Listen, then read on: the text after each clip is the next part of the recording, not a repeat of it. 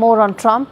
His tariffs on Canada and Mexico will go into effect on Tuesday. That's the 4th of March as originally planned. But he would determine whether to stick with the original 25% level or bring it down. That's what the update has come from the Commerce Secretary.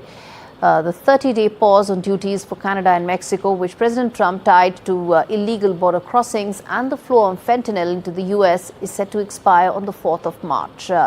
Comments by Lutnick were the first indication from the Trump administration that it may not impose the full threatened 25% tariffs on all goods from Mexico and non-energy imports from Canada. He said the two countries have done a reasonable job securing their borders with the U.S., though the deadly drug fentanyl continues to flow freely into the country. All right, let's get an update from Sophie on this. Sophie, it's interesting that a month has passed and it now seems, or at least that's the update coming in, that the full onslaught of the tariff threat may not be unleashed in one go. Yeah, so with Trump relating to any of his foreign policy, it's really yet to be seen at the last minute what he's going to do.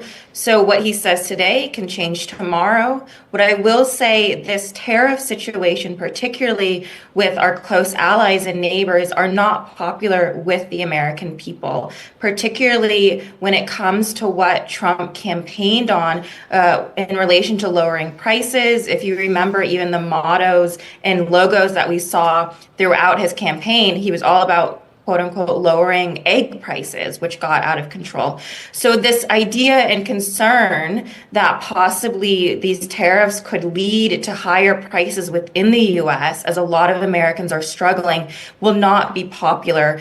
So it's yet to be seen as to whether these tariffs will completely go into effect, like you said, the 25%. I would assume and suggest, or I would assume that it would be less than what is being propositioned right now.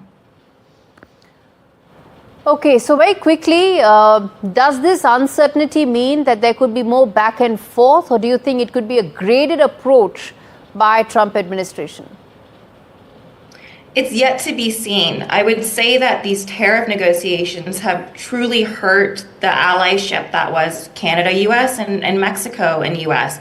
So it's going to continue to hurt, I wouldn't say sever the relations when it comes to US and its neighbors. Canada has, for example, been trying to do anything to alleviate these impending tariffs. So, for example, even though only 1% of fentanyl is going across the border from Canada, Canada has beefed up its security and drug measuring to make sure that any type of fentanyl that may get into the US is stopped. So they are really trying to work within Canada and with US officials to make sure that what Trump wants to make sure these tariffs don't come through, he gets essentially.